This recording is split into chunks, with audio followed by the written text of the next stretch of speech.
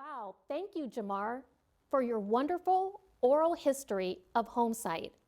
At this time, I have the pleasure of introducing our panel discussion on Black home ownership, featuring Carl Smith, who's representing the Sam Smith family, Obi Jacoby, who's the president of Windermere Real Estate, and our very own Nicole Bascom Green, who's the president of the National Association of Real Estate Brokers. Tonight's panel discussion will be moderated by HomeSight's Executive Director, Daryl Smith. Now let's give them a warm welcome.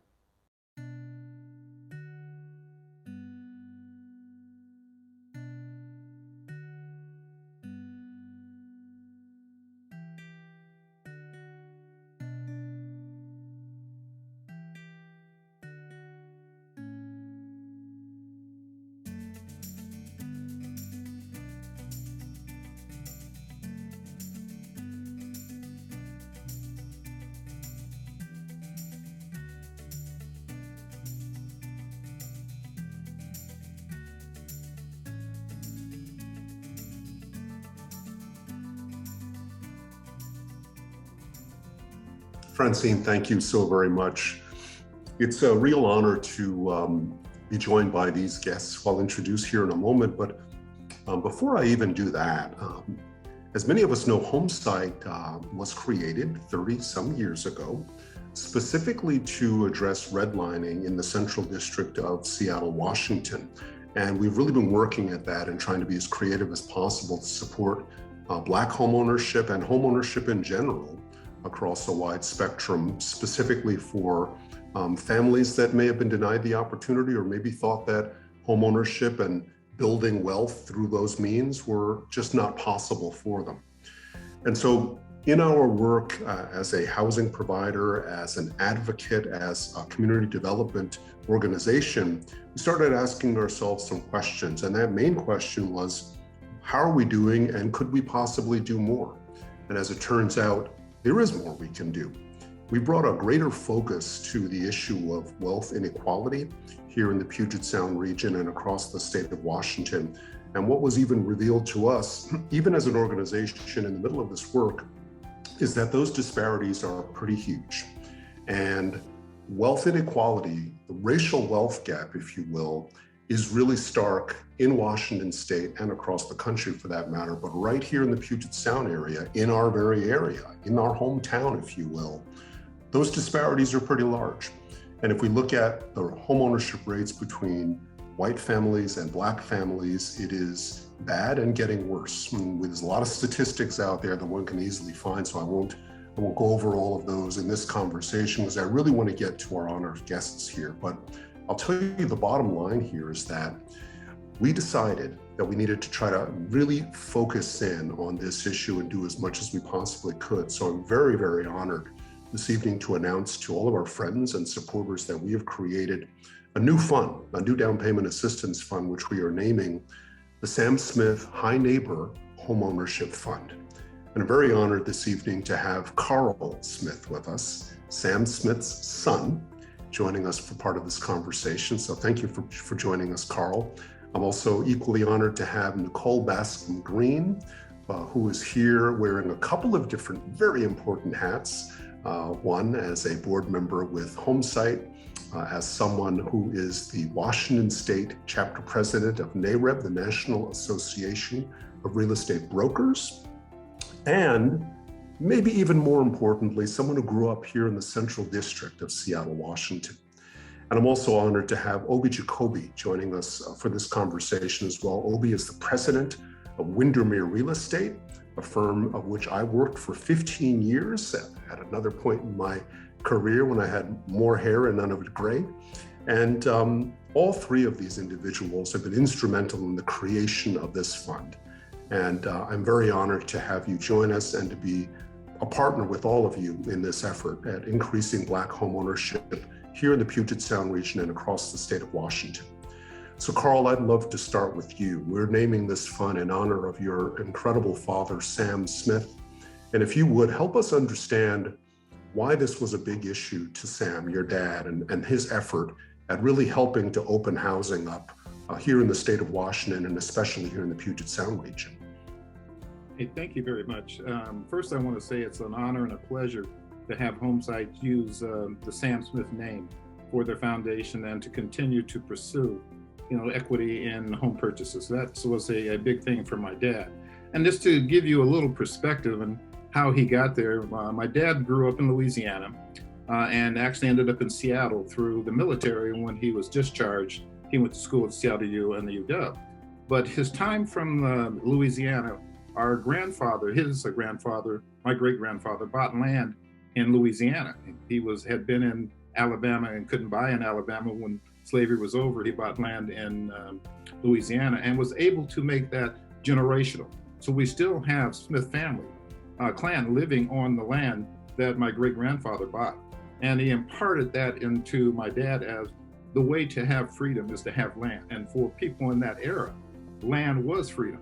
And land not only was that, it was currency, because you didn't have Safeways, you didn't have Walmarts. So you had land which you either grew your own food and sustenance, or you sharecrop, which means you could put crops on and then you could sell them and make money to survive. So land was everything. And so when my dad got here, after he finished college, he thought about what he really wanted to do. And he had been enamored with FDR. Back in the day, they listened to FDR on the radio. And a guy named Huey Long, who was the governor of Louisiana, who did a lot for people that were disenfranchised. And they all talked about home ownership. So for my dad, the idea of home ownership, and he'd already inherited the idea that it was generational, that was an area that he wanted to pursue. And in doing that, one of the things that was going on in the civil rights movement at that time, and it was a huge civil rights movement, as you know, open housing was a challenge. And so my dad decided that he wanted to be a legislator like FDR and Huey Long. So he decided to go into the politics. And interesting enough, he lost his first race. He ran for state representative and he was defeated. 2 years later, he ran again and won. And the first thing he did when he went into the legislature was propose open housing legislation. Well, that was back in 1958. And open housing legislation was not a hot burner item at that time. And he had difficulty just getting it into a committee, much less out of committee. And by that, the legislative process is fairly complicated to get a law out. And just because you propose a law, there is no guarantee that that law will even be reviewed by your peers, much less become law. So it took him several years to learn the legislative process. As a matter of fact, there is an oral history book that details some of his going through the legislature and the state of Washington, I should say that details his going through the legislative process and learning how to get a bill through and so it could be law. So after 5 terms, in his 5th term, it's 10 years of trying to get open housing legislation, he had submitted a bill. And it was rejected again within the legislature. However, there was enough legislators there that were interested in having open housing statewide that they came to him and they concocted an idea of how to attach that bill to another bill as an amendment. And as an amendment, when they voted on the original bill, his open housing amendment was approved.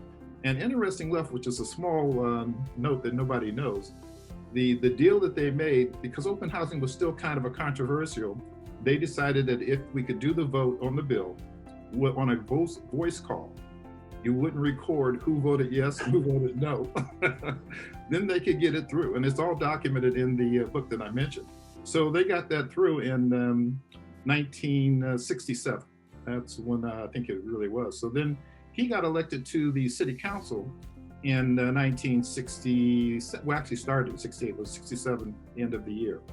And one of the first things he did there was look at how do I do open housing, because they had an ordinance, a citywide ordinance here. Let me go back for a minute before I say that. The state deal that he did, the bill that got passed, when you do a bill in the state, it's subject to the referendum process. What that means is people can get enough signatures and they can put it out for a vote to the people. So once the bill was passed, which he thought he had gained success, he found that no, there were some people that challenged it, and it had to go to a statewide vote, but the state voted for it. So that was just a huge, huge major accomplishment. So back to the city of Seattle. So the city of Seattle had an ordinance that had some issues, and he and some other folks collectively, and he wasn't the lead on that at that time, but they tried to get the law eradicated. And it went before the people in 1964, and it lost 2-1. It was turned down. So open housing was not allowed in Seattle, even though it was a statewide referendum. So then he decided that with his council members, he understood the legislative process. So they decided at this point that they could enact a law through the city council that would not be subject to referendum if they used the Emergency Powers Act. So the city council as a group came together and enacted the law to require open housing in Seattle, and using the Emergency Power Act, and therefore it wasn't subject to referendum, so it immediately became law in Seattle. That's actually how we got to becoming open housing in Seattle. And it was still a challenge because a lot of the areas had what is called CC&Rs, and I'm sure folks know what they are. And so there's some challenges. And interesting enough, I'm gonna let go after this, the CC&Rs really weren't directed at African Americans because there wasn't a lot of African Americans in Seattle at the time. It was directed more at the Asian community because there was more of them here, and the Jewish community. And Black community, African American community was third on that list of people that was on it. But the CC&Rs became a challenge, and over time, most of the communities' CC&Rs were eradicated. You know, the amazing thing about that, and thank you so much for recalling that really important and incredible history. I didn't know quite a few of those details are amazing. It sounds like a movie almost, but your father's drive to get it done and his brilliance as a legislator, understanding the process and sort of shepherding that bill through. And I think the voice vote was brilliant because obviously people that would vote aye probably didn't want to write their name down, given the times and all of that. And then here in the city of Seattle, understanding that, hey, if we use the Emergency Powers Act, it actually can survive the scrutiny of having to, go to the people. This was good for Seattle, was good for this region, obviously. It was a huge turning point. And you're absolutely right that that act helped the African-American community, but greatly benefited the Jewish and Asian community here in Seattle as well. So his brilliance and his drive, we just have so much of a legacy, and thanks to your father for his great work. And that work centered here in the Central District, but of course spread and was felt throughout the city of Seattle, the region, and the state of Washington. But Nicole, you grew up here in the Central District and probably remember a Central District that I've been in Seattle since about 1992. So I'm a youngster here among this conversation, but the Central District right now is about 12% African American. But even when I moved here, I think the Central District was probably still in the high 70s or 80%, and it's changed a great deal. So talk to us a little bit about what that Central District was like and why this work and supporting this effort means so much to you as someone wearing those multiple hats, as having a real estate background, working as you do with US Bank, and certainly you're shepherding the NAREB organization here in the state of Washington. Yeah, absolutely. Thank you, Daryl. And I appreciate being a part of this panel with Mr. Smith and Mr. Jacoby. And, you're correct. It's really about history. My family landed in the Central District in the 1920s. My 3 times great uncle came through World War I. He found out that there was better opportunities here, at least on my mother's side, and moved my entire family out of Mississippi to the Central District. So we had a really long history, storied history in the Central District, and that's where I was born and raised. And when I grew up as a child, my father too was very much involved in the city. He was a real estate broker for 45 years, had our family brokerage, Paul Bascom and Associates, and my dad very much instilled the importance of homeownership in that. We lived in the Central District. When I grew up, it was very much redlined. We were all squarely either in the Central District, in the Columbia City area, and in the South End area, in very distinct pockets. But we didn't know that as kids growing up. You know, my entire family was in the Central District. I could go 2-3 miles in any direction and hit a family member's house, right? I grew up in a neighborhood where we knew everyone, we felt safe, we were happy, we got to be shielded from some of the things that when we did leave the Central District, we did have the experience with racism and the exclusionary practices. So growing up in the Central District was very much a great part of who I am and how I saw things.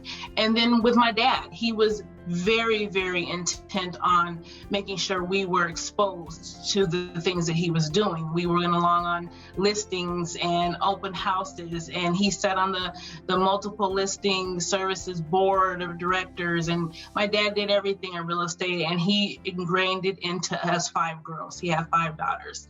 And of the 5 of us, 4 of us are licensed real estate professionals in some form or fashion, either commercial or residential. So it's very, very deep in me. And so as I grew up, as I matriculated through undergrad and graduate school, that's when I started to see the change in the community.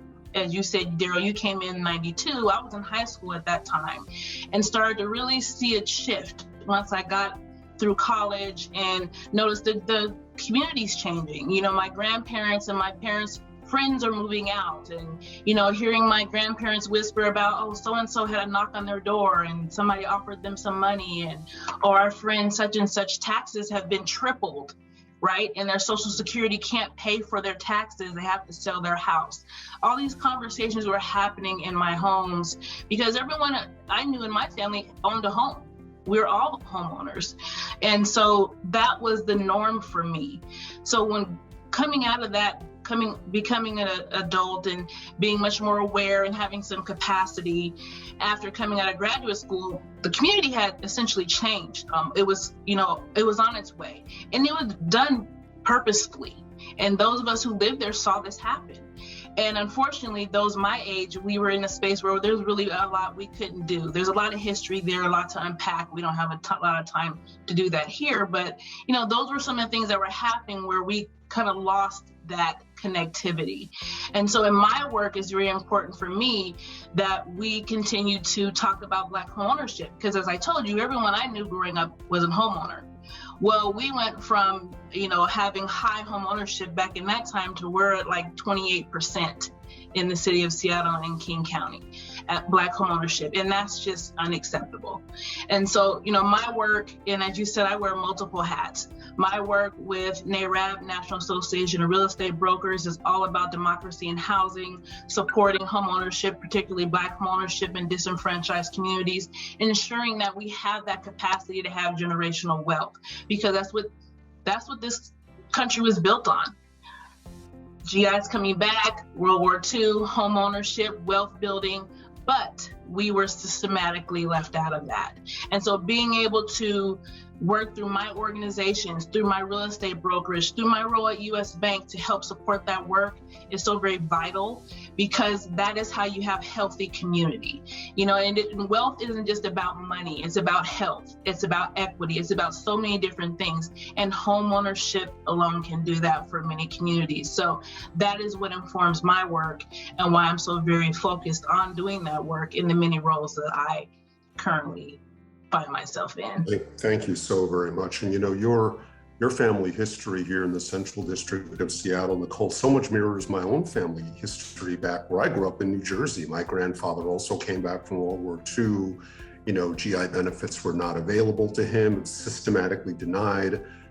His brilliance and many members of my family kind of figured out workarounds, if you will. And I grew up in a home that my parents owned, and my grandparents owned their home as well. But there were a lot of tricks and challenges that had to be brought to bear to make that happen. And it shouldn't, frankly, be that hard. And you're right. I mean, the whole issue and challenge around generational wealth through home ownership supports so much that makes communities vibrant and able to withstand some of the challenges that many communities face. So it's a big deal for us at HomeSight, no doubt. And Obi, again, I'm so thrilled that Windermere Real Estate is involved with this effort.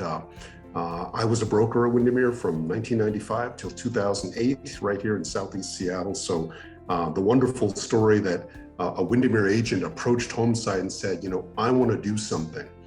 In the wake of the murder of George Floyd, she was inspired to use her real estate practitioner work to help a Black family become a homeowner, just one.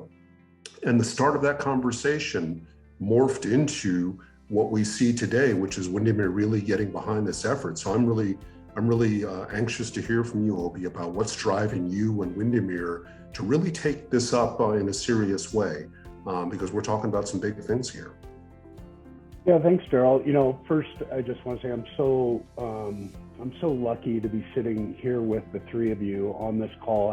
Every time I hear stories, it's just so important to know history and learn about it and hear what's happened. And Carl, I wish I knew your dad. I bet he was a crazy cool guy. And Nicole, I'm pretty sure I do know your dad, but we'll connect on that later. So, Daryl, for us as a company, after the murder of George Floyd, we got together and said, hey, this is a moral imperative for us to get involved. And we're going to put our diversity, equity, and inclusion at a top priority for us as a company. And really, 2020 for us was really about learning and listening and kind of taking a back seat and trying to dive in. As a real estate agent, this. You're taught about redlining and steering and things like that, but until you really dive into the history of what really has happened, it's just kind of on the sidelines. And once we did dive in, a lot of things to us our mind exploded, and we're like, oh my gosh, what we need to do as a company is create kind of a guiding document to where we can really affect change in our local markets and abroad. We're quite big and spread out, and so how can we do that? And so we created a document called Windermere Pillars, and it's focused around affecting change in communities and leadership, and one of the pillars was home ownership. And so right about the time we were doing this, Paige, the agent you were talking about, came to us. Actually didn't even come to me, came to her owner on Capitol Hill and said, hey, I'd love to get a meeting with HomeSight and see if there's something more we can do as a company. And I got invited to that meeting. And so kind of the worlds were colliding about the importance of creating generational wealth around home ownership.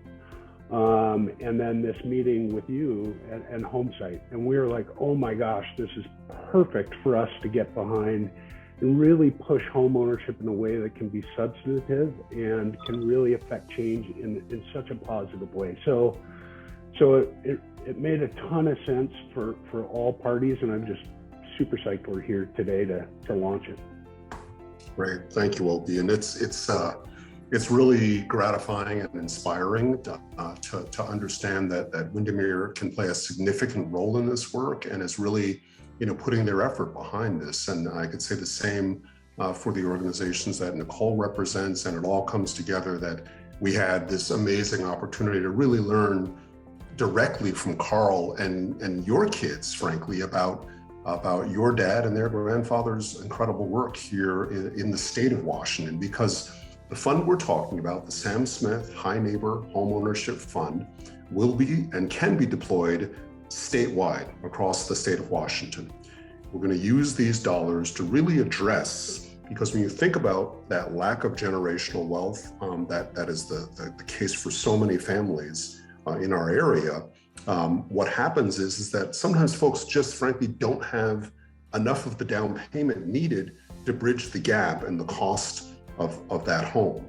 So the Sam Smith Fund can be used as down payment assistance. It can be used to help buy the interest rate down so the payment is more affordable. It can be used for closing cost help. We have some flexibility with the fund that will really allow us to help those home buyers that through all means can qualify for HomeSight's program, but the one missing piece is that extra help needed. That extra help that frankly may have been there generationally if some of the issues we've talked about here historically had not taken place. If my granddad had access to the GI Bill and easy access to education and purchasing a middle-class home way back when he came back from World War II, that wealth would have transferred up. And by the time I went to go buy a house, it might have been a different story, but it wasn't there for me. So we had to really figure out some things and get a lot of help from our parents, and it was challenging, right? So what we're going to try to do with this fund is eliminate some of those barriers, right, through some of the means that I just mentioned. So the great news about the Sam Smith Fund is that it's available to anyone who qualifies. And tonight we're launching the fund, and there are opportunities for organizations and individuals to contribute to this fund to really be part of the unfolding story of increasing Black homeownership in the state of Washington. And most especially, if we can help Black families purchase here in the Puget Sound region, in our 3-4 county area, and in the Central District of Seattle, I think that will be an incredible story to tell, an incredible story. So thanks to all of you for your participation, for your support, your dollars, your wisdom, your passion around this issue. And I want to invite folks to the party. There's an opportunity for you to be involved with this fund as we get the word out about it, and as brokers can have access to the fund by sending their clients through to the HomeSight homeownership portal. We want to make sure that we can help future families stay, grow, and thrive through homeownership and build generational wealth for them and their families for generations to come. That's what it's all about. Thank you all so very much for telling your story and just sharing with us the history and the why behind this. This is so important. I really appreciate it. I'm honored to be on this journey with all of you. Thank you.